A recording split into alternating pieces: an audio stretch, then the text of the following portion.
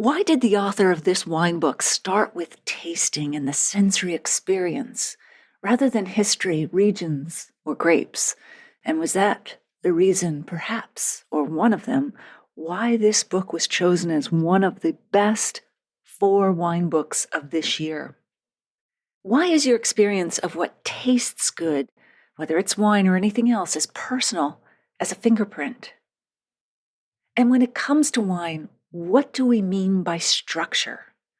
In today's episode, you'll hear the stories and tips that answer those questions in part 2 of our chat with Jordan Salcito, who has published Smartmouth, Wine Essentials for You, Me, and Everyone We Know, which was, yes, just selected as one of the 4 best wine books of the year by the New York Times. You don't need to have listened to part 1 from last week first, but if you missed it, go back and have a listen after you finish this one.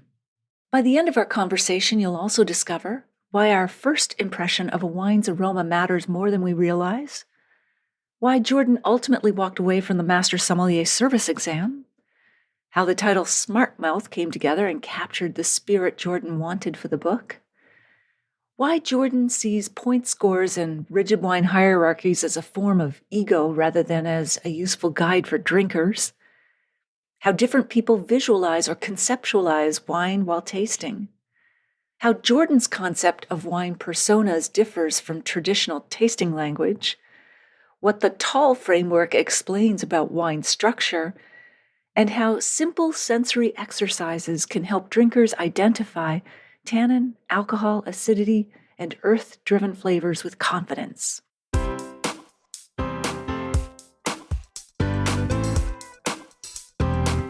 Do you have a thirst to learn about wine? Do you love stories about wonderfully obsessive people, hauntingly beautiful places, and amusingly awkward social situations? Well, that's the blend here on the Unreserved Wine Talk podcast. I'm your host, Natalie McLean, and each week I share with you unfiltered conversations with celebrities in the wine world, as well as confessions from my own tipsy journey as I write my 3rd book on this subject. I'm so glad you're here. Now pass me that bottle, please, and let's get started. Welcome to episode 375.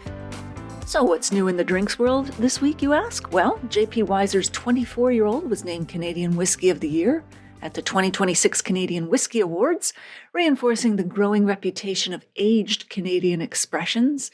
Other producers such as Pike Creek and Lot Number 40 also earned recognition, signaling depth across the category rather than isolated success.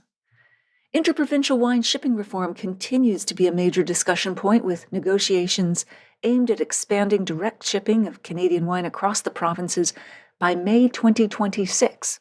If implemented without excessive fees, this could significantly improve access to premium Canadian wines beyond their home provinces. And finally, Canadian distilleries are investing heavily in education and craft storytelling, from grain to glass transparency to formal tasting programs and collaborations with culinary schools. These efforts are shaping a more informed consumer base that is increasingly willing to explore premium Canadian spirits with intention and curiosity. The ready-to-eat cocktail trend is officially taking over reports, with high-end bars now serving gelatin-based spheres that burst in the mouth, or drinks topped with chewy foams. These playful serves are designed to offer a sense of silly escapism for patrons who are tired of the serious, stirred-down classics. Yawn. A new premium matcha liqueur was launched this week, but with a warning for bartenders. The natural chlorophyll makes it so light-sensitive that it comes in a completely opaque UV-shielded bottle to prevent the vibrant green spirit from turning a dull, swampy brown if left out on a sunny back bar. That's not tasty. In Argentina, the historic Bodega Norton, the winery, is currently embroiled in what local media are calling a mega bankruptcy, involving a family feud worthy of a prestige TV drama. The legal battle has frozen assets and barred directors from leaving the country, proving that vintage family squabbles can be just as dramatic as those in the media industry. In real life, the Ellisons bid for Warner Brothers, and in fiction, one of my favorite TV series, Succession. For your calendar, this is La Poutine Week, and it's running nationwide from February 1st to the 7th. While food-focused, the event has become a meaningful showcase for local beverage pairings, with many restaurants highlighting Canadian beers, ciders, and wines, along with creative poutine offerings, giving smaller producers national visibility. February 4th celebrates National Homemade Soup Day. Soup pairs beautifully with a crisp, aromatic white, such as an Ontario Riesling or cool climate Chardonnay, where the acidity cuts through the richness. By the way, did you know the word restaurant actually comes from the French word for restorative, referring to the restorative soups sold by early French eateries in the 18th century. National Stuffed Mushroom Day is also February 4th, so lean into this umami dish, making them a great match for structured reds or smoky barrel-aged whiskey. It's a busy day on February 4th. It's also Medjool Date Day, the large, sweet, and soft varieties of dates often called the Queen of Dates, known for their rich caramel-like flavor and chewy texture, making them a popular natural sweetener and energizing snacks, distinct from smaller, firmer dates like Deglet Noor. They're packed with fiber, potassium, and other minerals, enjoyed fresh and in various recipes. Medjool dates shine alongside a tawny port or rich fortified wines, especially when stuffed with goat cheese and honey. Not the wines, the dates. I Heart Horror Day, an annual fan-driven celebration of the horror genre, typically held in or around February 4th, honors the shared birthdays of horror icons George A. Romero and Alice Cooper. This event brings fans together for community, charity, and appreciation of all things spooky and macabre. It's also a great excuse to open a dark stout or a smoky Islay-style whiskey while revisiting classy spooky films or campfire stories. February 5th is National Chocolate Fondue Day and World Nutella Day, both perfect for indulgent pairings. Melted chocolate pairs surprisingly well with sparkling wines, especially your sparkling reds, as the bubbles refresh the palate between bites. Nutella flavors can be echoed in hazelnut liqueurs or brown spirit cocktails with a creamy texture, leaning into dessert-style sipping without being cloying. Nutella, by the way, was born from necessity. During World War II, cocoa shortages in Italy's Piedmonte region prompted pastry maker Pietro Ferraro, recognize that name, stretched limited cocoa supplies by adding abundant local hazelnuts. The name didn't appear until 1964 when his son Michel Ferraro rebranded the spread. Today, Ferraro, the chocolate maker, uses 25% of the world's entire hazelnut supply, and one jar is sold every 2.5 seconds globally. Whew. February 6th is National Chopsticks Day. Celebrate with sake pairings or try Japanese whiskey with sushi. Make homemade dumplings and pair them with a crisp Riesling or sparkling wine. Chopsticks have been used for over 5,000 years, first appearing in China. Originally used just for cooking, they transitioned to eating utensils around 400 AD when the population growth made fuel scarce, leading to smaller food pieces that cooked faster. February 6th marks National Frozen Yogurt Day. Tart frozen yogurt works nicely with lightly sweet wines like a Moscato or an off-dry rosé, offering contrast rather than competition. February 7th is International Pisco Sour Day and National Fettuccine Alfredo Day. This is a perfect surf and turf celebration day. Start with a Pisco Sour aperitif, which is pisco, lime juice, simple syrup, egg white, and Angostura bitters. Then move to Fettuccine Alfredo paired with a buttery Italian white like agave or a Soave. Well, Soave is not that buttery, but it would still go well with the dish. The Pisco Sour's origin story involves an American bartender, Victor Morris, who ran out of whiskey at a railway completion party in Peru around 1904 and improvised with Pisco. Both Peru and Chile claim the cocktail as their national drink, creating an ongoing rivalry. Peru made National Pisco Sour Day an official government holiday in 2003. That's my kind of bureaucracy. February 8th brings National Potato Lovers Day, yes, and National Molasses Bar Day. Potato-based dishes pair naturally with vodka, particularly those made from prairie grains or potatoes, whether served chilled or in a simple martini. Molasses bars lean into dark, warm flavors that work beautifully with rye whiskey or spice-forward rum cocktails that echo the sweetness and depth of the dessert. February 9th is National Pizza Day and National Bagels and Lox Day. Pizza remains a natural partner for juicy low-tannin reds like Gamay or Pinot Noir and Sangiovese, which complement the tomato sauce and melted cheese without overpowering them. A quick slice of trivia here. Pizza's ancestors were ancient flatbreads topped with oil and herbs. But it was the arrival of New World tomatoes in the 16th century that eventually gave us saucy versions that we now instinctively reach for and pair with Lambrusco, Chianti, or a hazy IPA. Bagels and lox are lifted by citrus-driven sparkling wine or dry rosé where acidity balances smoked salmon and cream cheese. The Montreal-style bagel differs from New York bagels by being smaller, sweeter, made with honey and egg, and wood-fired. Montreal's two legendary bagel shops, Fairmont and Saint-Viateur, have been in an ongoing bagel war since 1957. We hit a peak on February 8th with Super Bowl Sunday and National Potato Lovers Day. Skip the cheap light beer and try crisp high-acid Riesling with your salt and vinegar chips to see why sommeliers call it the ultimate snack wine. This is also International Scotch Day, which begs for a nachos and single malt segment from halftime highball bars where guests build their own scotch and soda to blind tastings of smoky versus sherried malts and wings. February 10th closes the week with National Cream Cheese Brownie Day. The rich, savory, sweet swirl of chocolate and cream cheese pairs best with dessert wines such as a late harvest Riesling or a tawny-style fortified wine that mirror the dessert's richness while keeping sweetness in check. Created by the spirits maker Diageo in 2017 to honor Johnny Walker pioneer Alexander Walker's birthday, this is a perfect day for Scotch tasting. Try a flight comparing Speyside, Highland, and Islay expressions.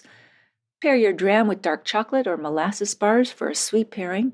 Scotch must legally age a minimum of 3 years in oak casks and can only be produced in Scotland. There are currently over 130 active Scotch distilleries. Diageo alone has nearly 12 million barrels maturing in Scotland, more than double Scotland's human population of 5.5 million. And an oddball scientific fact to wrap this up. Did you know that you actually don't digest alcohol in the traditional sense? Unlike food, which must be broken down by enzymes in the small intestine, alcohol is a molecule ninja that is absorbed directly into your bloodstream through the lining of your stomach and upper digestive tract. Because it skips the long line of digestion, it hits your brain in as little as 5 to 10 minutes. Yes, please, in moderation. This is why the food buffer is so vital. Having a meal in your stomach doesn't just soak up the booze like a sponge. It physically slows down the exit of the alcohol into the small intestine, where the surface area for absorption is much larger, effectively acting as a speed limiter for your buzz. Think about that. So I'm sharing more sips and tips on Instagram at Natalie McLean Wine, so join me there for more of the weird and wonderful. On CTV's The Social, in honor of Valentine's this day, we are mixing two of life's great love stories, dating and wine, because wine, like dating, is all about finding the right match. What makes your best friend swoon might not appeal to you, and that's not a flaw in the person or the bottle. It's chemistry, baby. So what I did is I created dating profiles for 5 fabulous wines. I got the hosts to get to know them, their backgrounds, take a sip, and decide whether it was a match for them or someone they know. First up in the lineup is a Canadian Riesling. This truly is a game-changer Riesling from Vineland Estates Winery in Niagara. From Vineland Estates Winery. Born and raised in Niagara, local, Canadian roots, very proud. It's bright and zesty and here to change everything you know about Riesling. This isn't that overly sweet ex who ghosted you years ago. It's medium dry with racy acidity and just a hint of sweetness to keep things lively. Think lime, lemon zest, and harvest peach. Definitely not into oak. It's light on its feet, at 9% alcohol, so it won't knock you out on a Tuesday, but it'll absolutely keep the conversation going. It'll age beautifully until 2040, so it's got long-term relationship potential. In wine years, that's basically your beloved immortal. Its love language is cheese, literally, all of it. Brie, yes. Aged cheddar, absolutely. This is the perfect match for someone who loves energy balance, and a wine that proves light on their feet doesn't mean lightweight. And let me just say, when it comes to wine, there's no such thing as a wrong choice. There's only preferences. It's about for me or someone I know. And as my grandmother used to say, in the kitchen of love, there's a lid for every pot. So, is this a swipe right for you or more of a swipe right for someone you know? So the hosts made their choices, and then they asked, people are quick to swipe left, meaning no, on both dating profiles and wines based on preconceived notions. So why would someone who actually doesn't like Riesling give this one a chance? And what I said was, this will convert those who think they don't like Riesling because they're all sweet. It's fresh, it's zippy, and it's nothing like they were expecting. It's a game changer. Next up, a French rosé. Rosé is a style that's had quite a glow up over the past 2 decades. It went from being dismissed as wine for people who don't know what they want to becoming the fastest growing wine category globally. Provence essentially invented the modern rosé movement, and there's a reason. The region's Mediterranean climate with hot days and cool nights creates rosés with that signature pale salmon pink hue. They use a method called direct pressing that gives them their ethereal color and refreshing character. The name Whispering Angel comes from the cherub carvings in the chapel at Chateau d'Esclans where it's made. Pretty in pink, Provincial, yes, you've seen it on Instagram, but here's the thing. It's not just another pretty label. This is a seriously great benchmark wine, like your photogenic friend who also happens to have a PhD. It opens with delicate red berries and citrus, concentrated and confident, a little flirty, but then there's this subtle peppery hint underneath. It's medium-bodied and it's sculpted by brisk acidity, and the texture, silky, seductive. The finish, lingering with just a touch of spice. It pairs with everything from oysters to charcuterie to that pizza you're ordering because you don't feel like cooking. It's ready to enjoy straight away, no games, no waiting, it'll text back immediately, revolutionary. Ideal for brunch patios and those who love effortless sophistication. So for those who are skeptical about rosé being just summer water without substance, this is a serious wine. The brisk acidity gives it real structure. It pairs beautifully with savory dishes. And this world-class wine is celebrating its 20th vintage. It's converted more rosé skeptics than any other I know. Next up, this Pinot Noir comes from Adamo Estate in Mono, Ontario, nestled in the Hockley Valley. Winemakers call it the heartbreak grape because it's so hard to get right. But when you find a good one, the romance is real, baby. This one is the local heartthrob with an old world soul. Elegant, silky, and yes, this is the red wine for people who usually don't like red wine. It hears that all the time, and it's not offended, it's flattered. It offers everything you love about Burgundy from France, that velvety, silky texture, but with richer notes of fresh cherries and berries, because it's a little more generous that way. It's 100% estate grown and sustainably firmed. It can give you a lifestyle you'll love. Its home at Adamo Estate is one of Canada's prettiest wineries, set beside the Hockley Valley Spa Resort. This wine has better weekend plans than I do. We're talking massages, beekeeping classes, yoga, movies in the vineyard, culinary feasts. It's not just a wine, it's an experience, baby. Best suited for those who want a medium-bodied wine with depth and sophistication that'll make you feel like you're on permanent spa vacation. And why is this the red for people who usually don't drink red wine? Pinot Noir is known as the gateway red for a reason. It doesn't have those big grippy tannins that make some people feel like they're chewing on a tea bag. It's silky smooth and incredibly food-friendly. If you've been wounded by a big, aggressive red before, this one will be gentle with your heart and taste buds.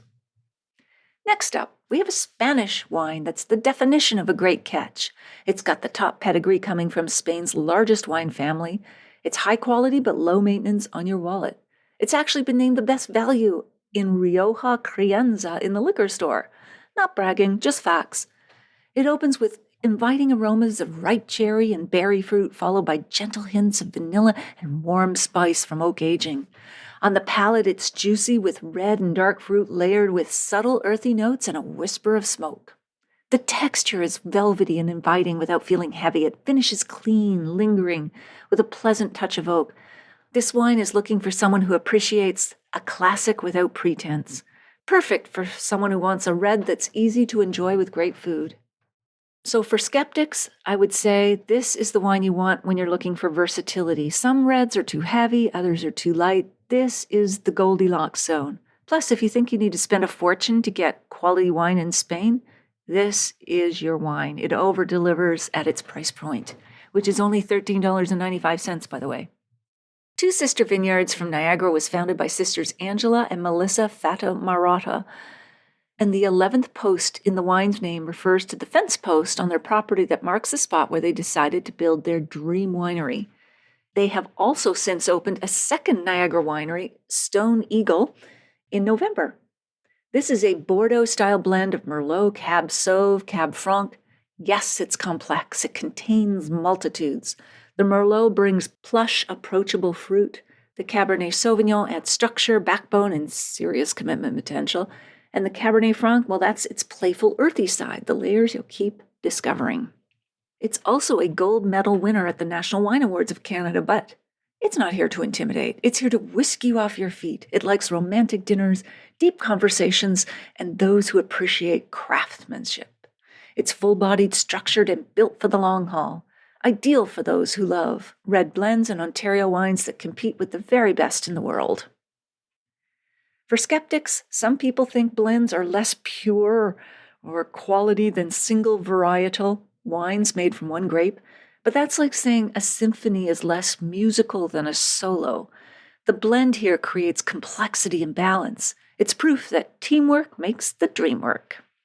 On upcoming TV shows, we'll be chatting about fresh spring wines in March, St. Patrick's Day wines, beers, and spirits, and environmentally sustainable drinks for Earth Hour, Easter, Mother's Day, and Father's Day. Let me know if you'd like your brand featured on these TV segments or future ones, or if you'd like to advertise with us through our podcast, newsletter, website, social media, and mobile apps.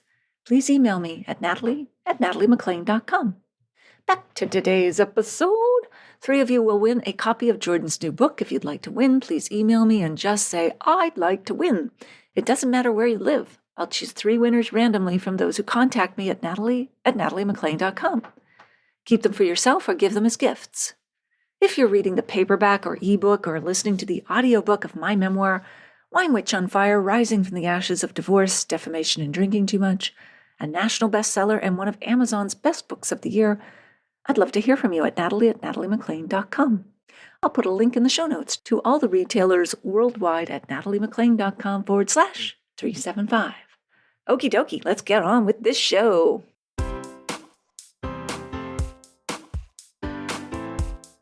Going back to that first thing you said, I thought that was really interesting because, when you smelled the wine first, you had one impression, 10, 15 seconds later, it didn't smell the same because you had accommodated to it. The way our brain works is that when a new sense or smell comes into our environment, we say, okay, that's what that is. And then we move it to the back because we couldn't possibly keep processing if we were trying to hold all of those senses at once. So to me, that makes sense scientifically, but also it says, trust your gut, like your first impression, like don't dismiss it because it may not be back again either. Especially when you're smelling wine. So that's a really cool, I'd never heard anybody talk about it that way. So that's really neat. So you pass the tasting and the written, but then there's the third component, which is the service in the Master Sommelier, where you come out and serve judges as you would in a restaurant. So you were so close to earning this coveted designation. Why did you stop? You write in the book that the judges felt during the service exam, you didn't seem like yourself, despite the fact you felt you were feeling confident. So what was going on and how did you feel about that feedback? Yes. Okay. So this was, now they've changed the order, but when I took the exam the first time, the way it used to be, and when I was going through this process, you have 3 tries to pass all 3 parts, and it didn't matter. Now they sort of like to gatekeep with the oral exam, the theory. So it's like 100 questions and you're in a room answering them. And that I also ended up passing. But what I found so interesting as a result, all right, so first time I passed the Master Sommelier tasting and I don't pass the other 2. And then the second time I study a lot, I'm much more focused. and I still don't pass anything. And that was so helpful. I mean, the not passing is the best feedback because I was given good feedback in that it was like I ran out of time on the decanting table and I didn't know, I did not have a big arsenal of Spanish dessert wines and I needed that. Like it was a Spanish restaurant, which I had not prepared for that. I was ill prepared. And so the feedback was study harder, learn more, memorize more, do better, like tune out. And I was also not working the floor as much that second time that I took the exam. The third time, which was the sort of the final time, either you pass or you reset and then you lose the credentials that you've earned. So this was my very final time. And this at this moment in time and in my life, we had just opened Momofuku Co, which was the tasting menu. We'd moved Co from the original location to the new location, which was at Extra Place. And Dave Chang's mandate to me was build me a great wine program. I don't care what the expense is. What fun. It was so much fun. You know the rules, now break them. That was his mandate to me. And so I was on the floor. And in fact, Bobby Stuckey and his amazing wife, Danette, came in. They were in town for, I think, the Beard Awards. And Bobby had the tasting menu and the pairings. And he said afterwards, what you are doing here is the most important menu right now. Like this pairing, I'm telling everyone to come here. And something I was very, very proud of. At this point, I had worked on the team as part of the team at 11 Madison Park, where we had won the best wine service. And I had a lot of experience working service. And again, it's like reps and it's like, are you comfortable? So because of my life in that moment, I was extremely comfortable in service. And then the other part of it is, okay, well, great, you're comfortable in real service, but this is like a pretend service obstacle course. So are you prepared for that? And I remember like this is when I really started visualizing. So like every night before I'd fall asleep, I would think about, okay, do I have a full menu of wines from any country that anyone could possibly ask? And I was prepared back, front, left, right. Basically, in that final iteration, I passed all the questions. I answered them correctly. I had fun doing it. I remember thinking to myself, oh my gosh, this is so crazy, because usually I sort of know like right away if something went well or if something went poorly. And the first two times I took it, it's like, this was the sort of opposite experience. In fact, I was worried about theory, even though it was easy. And I felt like, okay, those questions sort of flew by and it felt easy, but who knows, you just never know if what you say the answer, but they're looking for something else. Anyway, when the feedback came, so there were 3 tables at any given service practical. There's the sort of mystery table where you correct a wine list and, they have like they have a Premier Cru vineyard listed as a Grand Cru, or they have the wrong producer with the wrong vineyard, and you just have to sort of know these things. And that was an easy table. And then there was the decanting table, which I remember was very challenging, but I passed it. And then the champagne table was the table that I ended up not passing according to the court. And it was a table full of people who have never seen me ever. They don't know me. They've never seen me work in a restaurant. They didn't, like this particular group of people didn't work in restaurants themselves. It's not like Bobby Stuckey saying you didn't do a good job with service. Or that you're not yourself. I don't know how people who don't know you can say you're not yourself. That was why it was a gift in the end, because it was so absurd. It was so ridiculous. And I remember calling the guy who was in charge of the court at a certain point. I was like, I don't know what to do with this feedback, because the other times that I've taken this exam, I've taken this feedback to heart and it's made me better. But I can't do anything. I can literally do nothing with this feedback because I felt very much like myself. And also it was just, for me, it felt so arbitrary and so ridiculous that sort of like, wait, I can't invest any more time in this, because I could nail every single exam. And there's always the possibility that somebody who doesn't know me decides, yeah. And actually it was a woman who I think, her sort of identity was this title. And so I think maybe that was part of it. She was the one who delivered the news, but it didn't matter. In the end, it resulted in a different direction, which was very, very liberating. Again, you handle the setbacks as motivation. So Kudos to you, Jordan. So let's get on to your book, of course, Smart Mouth and the Wine Philosophy. Now, I love this title, Smart Mouth. It's playful and confident. How did you come up with that? This was a group effort. There was this sort of working title, and then it was actually the team at 10 Speed. I would love to say I came up with this title, but the second I heard it, I was like, yes, that is the title. My dad used to call us smart mouths when we were little. And but yeah, I think it just sort of encompasses what I hope the spirit of the book is. Yeah, because and it's about tasting. That involves the mouth. What was the working title? I don't remember, and whatever I say is not going to be good. So. Probably more pedestrian. So you start the book with tasting rather than history, regions, or grapes. Was that because you wanted to get right into the sensory experience rather than maybe some of the drier knowledge, or what was the thinking there?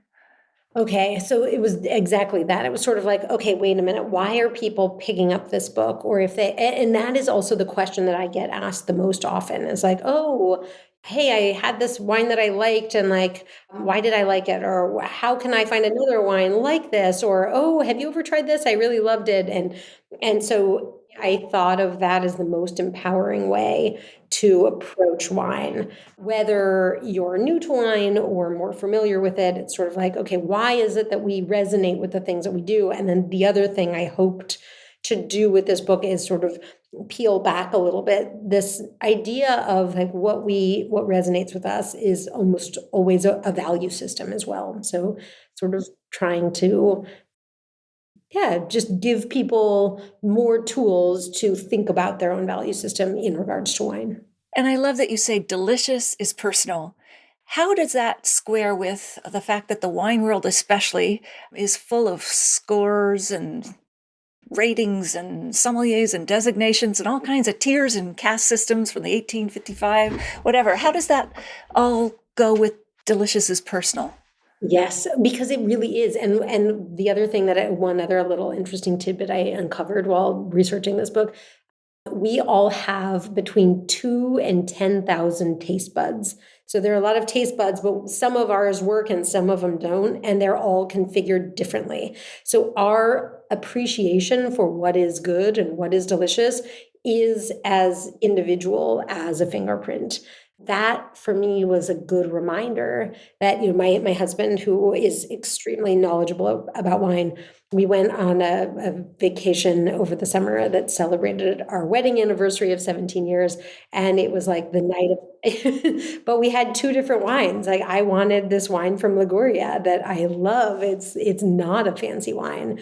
It's an excellent wine. It's a Ottolenghi Lambruschi Vermentino. And we had actually had a different bottling from him like earlier the prior day. And he was like, no, this is a very special moment. I want to drink a more special wine or a fancier wine. And so I think then we had two different wines. It was like his wine was perfect for him and mine was perfect for me, and nobody's wrong. And that was, I think growing up, in my career while dating and then engaged to and then married to somebody who is so opinionated and is so educated about wine, I think that is what made me want to make sure that I really believed in my own opinions, or that I knew where my opinions were coming from and I wasn't just sort of borrowing somebody else's. And so that, I think, is the other piece of this, where like it's such an American invention that like 100 points, or this is good and therefore it's collectible, and that is not good because I said so. And so then I think that's another version of rugged individualism / a lot of ego, and that for me, I think we're seeing it in the wine world at large right now. Like there's so much pushback against that right now, which I think is really healthy. Yeah, that's true. And you mentioned a winemaker in Burgundy, when he tastes, he sees shapes and colors. Master Sommelier, you mentioned, envisions types of flooring, which I found intriguing. Like, what are we talking about? Hardwood versus laminate when he tastes wines? And it's a she, and I have no idea. Okay. Yeah, I have no idea. I'm glad I asked her, because it was like the weirdest answer I could have possibly ever imagined. So Okay, this is going to be good because it's a good reminder that everyone approaches just even this process differently. Yeah, absolutely. And then you create a persona-based language for wines by comparing them to celebrities, which is lots of fun. Spanish Rioja reminded you of Penelope Cruz. Sauvignon Blanc from Sancerre reminded you of Gwyneth Paltrow as lithe and steely, full of resolve. Were you trying to make wine more relatable? And if so, what comparison might you make today?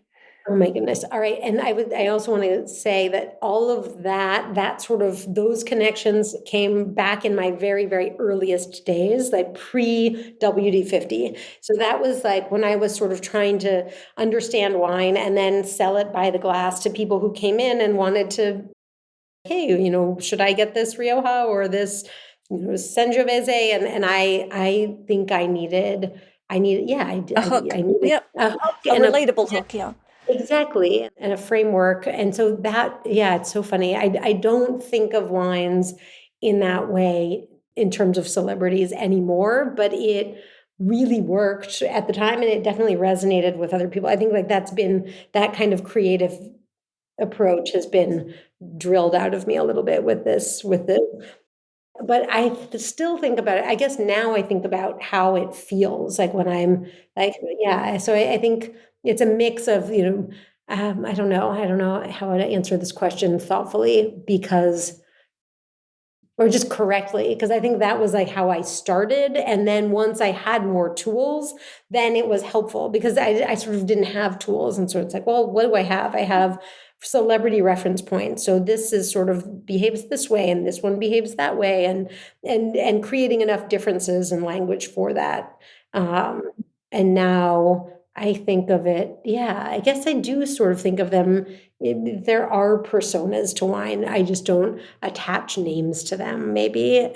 But I think, right, some are elegant and some are more subtle and some are more bombastic and like that kind of framework. But I think when I'm tasting, I really am sort of analyzing point by point. And the Chambel Musigny winemaker, he's one of the great winemakers. I won't name him, but he's like, his wines are extremely collectible. And it was so interesting to ask him that question and have him share this. And it was, I don't know, just another good reminder that everyone can have their own approach. And we do, and it works for us. And this sort of notion that an expert knows and you don't is, I think, not a very inclusive way of thinking about it. That's true. Now, you break down very helpfully the acronym TAL, tannins, acid, alcohol, and length for understanding wine structure, because structure seems like such an abstract term. When it comes to wine, we think of it, it's liquid. What do you mean by structure? Why does understanding structural components like tannin, that furry mouth feeling, walnuts, oversteep tea, acid, the mouth-watering, alcohol, the heat, length, how long after you swallow it, the finish comes back to you, the perception, why are these important, these structural components? Do you think they matter more than identifying that wine's from Burgundy, that wine's from Bordeaux? Well, and I think so much of those are part of the same conversation. Like a Bordeaux is going to be a Cabernet or Merlot with other blending grapes, Cabernet Franc, maybe, if you're talking about Cheval Blanc, but a sort of thicker skinned grape that is going to have more tannin, that's going to be darker. The tannins have to be managed differently because the skins are so much thicker. The acidity is a different scenario. There's just the climate is different and versus Burgundy where it's a thinner skin grape, but it's Pinot Noir. And even though it's a thin skin grape, it still has a lot of tannin. Like I remember being shocked the first time I really started to understand, like, okay, wait a minute, this wine from the Rhone Valley, here's a Syrah from Hermitage, and which I always think of as a big full-bodied wine because it's almost purplish in color. There's always a tiny purplish hint to Syrah. But when you are tasting these wines side by side, there's a lot more grip in a Pinot Noir. And it's not better or worse, but it's just sort of different. So when you're thinking about, okay, do I want to sip on this wine or do I need some snacks to have nearby while I'm sipping on it? Or is this really like a sort of wine for dinner versus a wine for apéro? And also like, well, what am I having for dinner? And so there's the interplay, there's the flavor which is very much part of the aroma. It's like we forget that smell and taste are basically the same thing. So without smell, there is no taste. So that's part of it. That's almost like the flesh, but then you have like the bones, the skeleton, and that is the tannin structure. And then, what are the tannins like? If it's high tannin, but a thin skinned grape like Sangiovese or Nebbiolo, that's such a different mouthfeel than Cabernet, which is more luscious and big and juicy. And usually there's more alcohol. I mean, Nebbiolo also has a very high alcohol, but that's sort of once you get to understand the profiles of, for me at least, of these grapes, it sort of opened up this world. And that's where the game of logic came in, where it's like, okay, wait a minute, Nebbiolo is always high acid, it's always high tannin, and it's always high alcohol because it's really sunny there. You have the rain shadow effect. I mean, of course, there are vintage variations and there are some exceptions to the rule, but by and large, these generalizations are helpful when thinking about what can you expect from Nebbiolo. And of course, then there's also the amazing aromas, the truffle and the violets and the tar and the coffee and the sort of black fruit versus, in Cabernet from Napa, you're going to also have high tannin, high alcohol, but you're going to have a lot less acidity, and the fruit is going to be much juicier, and there are going to be a lot of the sort of greener tones, the pyrazines, so like the sort of green peppery eucalyptus qualities that are going to be delicious in a very different way. And so, okay, thinking about what is the right meal for that versus what is the right meal for building a meal around a great bottle of Nebbiolo, or there are some really beautiful white wines from Galicia, and I'm thinking about that now because I realize we're talking about all these very, very expensive wines, but there are also really, really, really beautiful wines that are not at all that same price point. And for me, that's where it's like, okay, fish and tomatoes and like the salty ocean, or like this Vermentino. I love, like sometimes I'll make spaghetti alla vongole because I want to have a glass of that wine. But then it makes so much sense with a salty spaghetti alla vongole, and it's just sort of like there you are transported to the Ligurian coast. So because you know the structure of the wine, you can back that out into what kind of meal or dish to prepare. You also describe a trick for identifying tannins as something readers can try. What is that? Oh, we talked about it a little bit, but it's basically that trapping a little bit of wine between your gum and the sort of back of the front of your lip. top lip, your gum Exactly. and your top lip right in there. So you trap that. And then what are you looking for? Then you just sort of then you swish it around a little bit and then you spit it out. But then you think about it, and then you pay attention to like how grippy was it. You have to do that with a few different times so that you have your reference points. But like Nebbiolo is screamingly high tannin, and it just will feel like you have a million little claws inside. Like cotton batten or something really drying out? Yes, exactly. And then versus like a Gamay, which will not do that almost at all. And so if you do that, try that with the sort of Gamay and Pinot Noir and Cabernet Sauvignon and Merlot and then Cabernet Sauvignon and then Nebbiolo, you will start to get these reference points where it's just very interesting. I think for me, that was one of those revelatory things where you have to try it a few times so that you understand what you're looking for in your own sensation. But once you have done that, and then another one like that is high alcohol. You can smell a glass of wine with your eyes open, and a high alcohol wine will burn your retina. Really? Okay, if it's close enough, I guess, to the glass.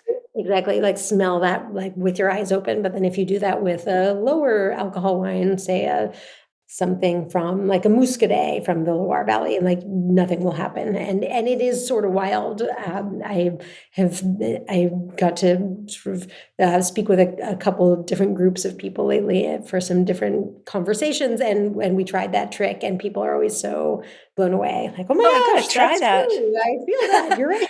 I gotta try both of those. And I talked to Chris from the UK wine podcast, and for acidity, he says swish it around, and then he kind of like lets his mouth hang open, and how much drool comes out, how acidic is the wine. So I love these little tests. It really helps make it more concrete, these abstract kinds of concepts. You write about earth flavors and descriptors when tasting wine. For someone who's never tasted forest floor in wine, how do you get them to recognize these flavors that, again, seem so abstract? I mean, I know we can go to the forest and smell it, but are there any other tricks?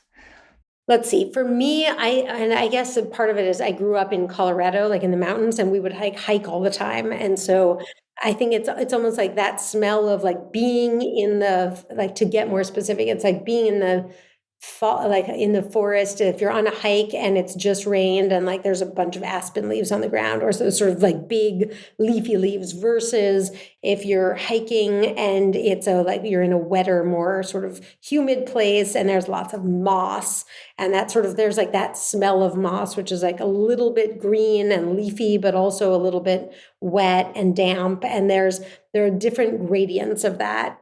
But I do tend to get that, especially usually it's like more earth, like wine regions I like to think of as more earth focused versus technology focused. And some of that will also just be from like the cellar yeasts that are in the cellars, but that tends to be in cellars that are not afraid of having old bottles. And, those for me those are always the most interesting, where you're walking around and like, like in the shop cellar, or like in Domaine du Jacques, for example, like there are always these walls where it's like, or when Rouleau, actually, I'll borrow a quote from him. He had a dinner about a year ago with, as he called them, wines you walk by your entire life and think, maybe one day I'll open those.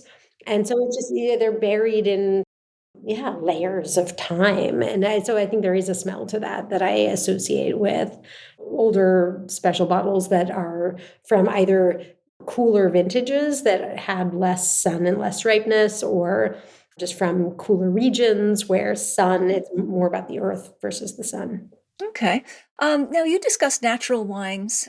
There was something that I have to ask. There's a specific type of neurotoxin preservative that can legally end up in natural wines. I mean, there's no official definition of natural wines, but low intervention, let the wine do what it wants. That's a whole other discussion. But these neurotoxins can end up being in the wine without listed on the label. And you describe dealing with this neurotoxin requires a hazmat suit to administer. What the heck's going on? What is it? And how can it possibly be in these wines? I only know about this because of Ramona. So ever since our first real batch, we moved all of our production to Italy, because that's not the case in Italy. So you make your own organic Italian spritz called Ramona, drink Ramona. Yes. Okay, exactly. So you did that, and you discovered Velcorin, which is the neurotoxin. Yes, during our Ramona's test batch. So Ramona was something that I sort of had the idea for while I was pregnant with our son Henry, and the mindset was very much that sort of Momofuku ethos of, the rules, now break them and make it delicious but not fussy, that kind of sort of spirit. And so the first batch we made in the US, and I shipped over organic wine from Italy because I knew that we wanted this to be an organic product without any artificial chemicals or any weird preservatives. And on the canning day, I was asked by the winery partner if I wanted to use potassium sorbate, which is a known carcinogen and on the no-fly list at Whole Foods, or Velcorin, to make sure that this was shelf stable. And I said, I don't want to use anything. Like I for sure not potassium sorbate. That's a hard no. And I don't want to use Velcorin either. What is that? I've never even heard of it. And they explained it to me as like, oh, it's this miracle and you don't even have to tell anyone. But the best part is it just breaks down to these inert gases. It's great. You just administer it and then it breaks down to inert gases and it's fine. And so we, given only those choices, or else we're not going to can this, we went with Velcorin because that seemed like the lesser of the two evils. I was like, okay, well, I guess if it breaks down to inert gases, but then I need to research this. Anyway, like fast forward an hour, and now we're canning our very first batch on this canning line. And I grab a can because I can't wait to try it and see what this tastes like. And I have this image in my head, and the canning guy grabs it out of my hand He says, you can't drink this for 48 hours or you could die. Oh, And I was like, what do you mean I could die? And so, well, it's because of the Velcorin. Like you can't drink this for 48 hours or you could die, which is true. So anything administered with Velcorin, you can die if you consume it within 48 hours, which is insane. And then, a few minutes later, I see the guy with the hazmat suit walking by, and he's the guy who was administering Velcorin.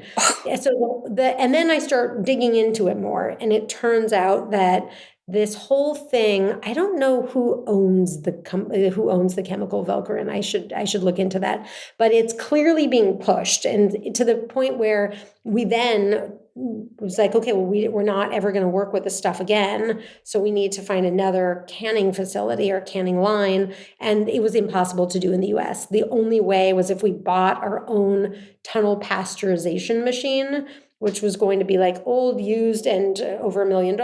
And anyway, so instead we were very happy to find our winery partner that we work with now. And in Italy, actually, Italy was also the first country in Europe to ban glyphosates back in 2016, which is the chemical Roundup. Which was initially Agent Orange in the Vietnam War that Monsanto wanted to continue making revenue off of, and then tweaked slightly, repackaged, and started selling to homeowners. And those kind of things, for me, those are such big wake-up calls. It's like right now, of course, we've all heard these studies or these, wine's getting a bad rap of wine is not good for you. But it's like, well, Gerard Shaw is in his 90s. He's sharp as a tack. He drinks a whole bunch of wine, but he's not eating highly processed foods. He's not eating. That's a bigger problem for sure. When I look at it, that's for me, that's what I believe. I don't know if anyone's seen the Blue Zone. Where people live to more than 100 years old. Yeah, absolutely. But back to Velcorin, is it harmless, quote unquote, after 48 hours? I know you don't want it in your drink, but no, it is not. So the chemicals it breaks down to, one is CO2, or the gases. It breaks down to CO2, inert, fine, no problem, and then methanol, which is highly toxic and can create blindness even in small quantities. So they just gloss over that. And it sounds like, as I've learned a little bit more, if it's not administered exactly correctly, another very common side effect are migraine headaches. So a lot of times people are like, oh, I get headaches when I drink wine. And I'm like, oh, cool. What kind of wine are you drinking? It's actually used a lot in Napa. Velcorin is secretly used a lot in Napa. And then a winemaker friend who works at a custom crush facility or uses the same one there are a couple of natural wine labels that do also dose with Velcorin. And so it's sort of like you have to, I wouldn't have known because nobody's advertising this, but it's sort of like this dirty secret that is not talked about and is just glossed over. And so for me, that's like the values disconnect. I guess we gotta get out of here. Absolutely. Is there anything we haven't covered that you'd like to say, and or what would you want people to take away from the book, Smart Mouth? Oh my goodness. I hope that anyone who reads it will take away a curiosity and some interesting tidbits. Internally we were calling them extra pores, but they're in this sort of red burgundy colored font, or Bordeaux or Rhone Valley. They're wine colored font. And for me, I think so much of what makes wine so interesting is the process, the history, the reference points. So I hope that the book is fun to read. I had a lot of fun writing it, and I hope that it is empowering and useful. That is my hope. Absolutely, and entertaining and in a smart way, for sure. Because you've woven so many nice dinner party stories and tidbits. Even Velcorin, I would bring that up, and the lip tasting and all kinds of stuff. And where can we find you in the book online? Okay, let's see. So online, Penguin Random House has it's on Amazon. All the bookstores, I'm sure. Yeah, exactly. And then I'm mostly on drinkramona.com is our website for Ramona, and I'm in there. I'm in social media as well, so at Jordan Salcito. Great. We'll put all the links in the show notes so people can find you, the book, and Drink Ramona, your product. Thank you, Jordan. This has been an absolute pleasure. It just flew by like that. I appreciate you taking the time and sharing all these great stories and insights. Cheers, Jordan. Here's to your success. Cheers. Thank you so much. Okay. Bye for now.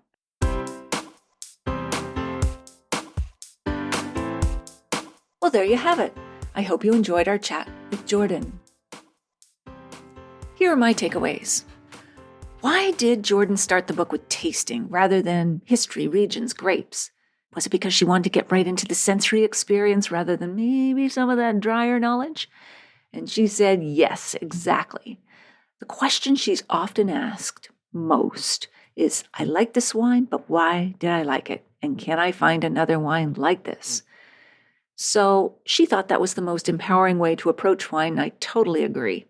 Why do we resonate with the things we do taste-wise? And the other thing she hoped to do with the book was to sort of peel back the idea of the value systems in wine. Like, what is taste? What is good? What is not good? What's just received wisdom that we should throw out? Because she thinks empowerment is about giving people more tools to think about their own value system and taste in regards to wine. Number 2, why is your experience of what tastes good as personal as a fingerprint? The fascinating tidbit Jordan uncovered while researching this book, we have between 2,000 and 10,000 taste buds.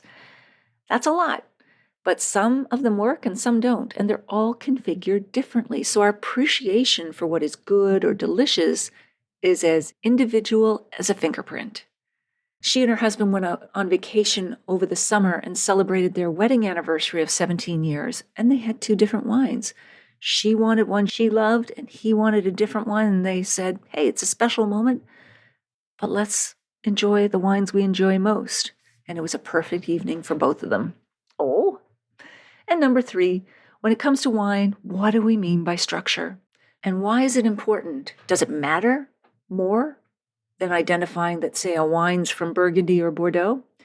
Jordan thinks that's still an important part of the conversation. Bordeaux is going to have Cabernet or Merlot, thicker skins, it's going to have more tannin, it's going to be darker, and the acidity, of course, is going to be higher in Burgundy, thinner skim grapes, Pinot Noir. They're not better or worse, they're just different.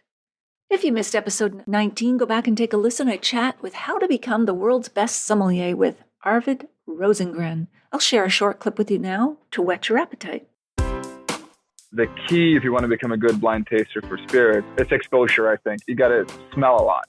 Usually the blind tasting of spirits are sort of, let's say they put down 8 glasses. My goal is to be able to nail 5 or 6 on smell alone so that I don't have to start tasting until the very end.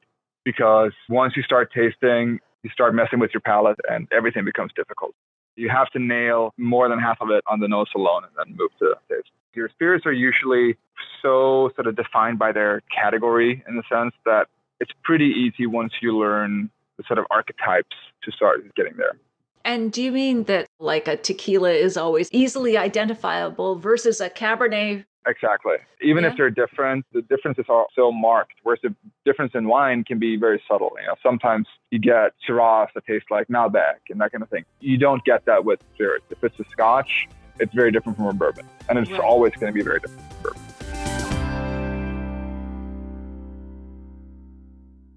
You won't want to miss next week when we chat with Neil Halkauer, a PhD rocket scientist who has just published his first book, Great Explications, and he'll join us from his home in Minville, Oregon.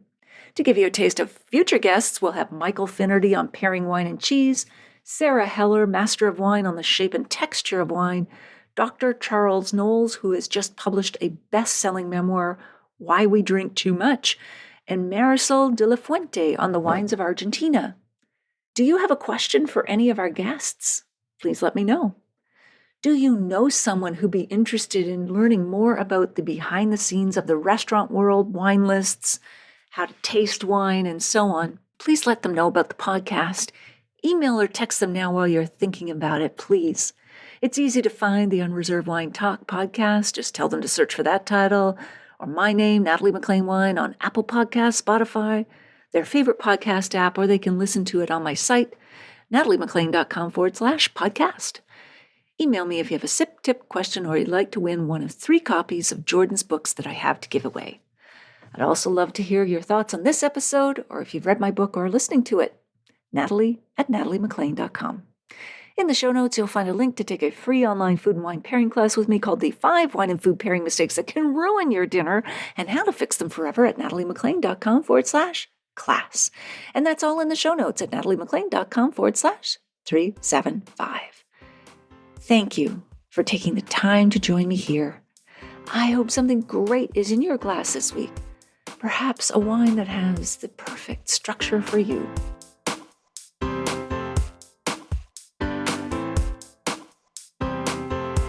You don't want to miss one juicy episode of this podcast, especially the secret, full-bodied bonus episodes that I don't announce on social media. So subscribe for free now at nataliemclain.com/subscribe. Meet me here next week. Cheers.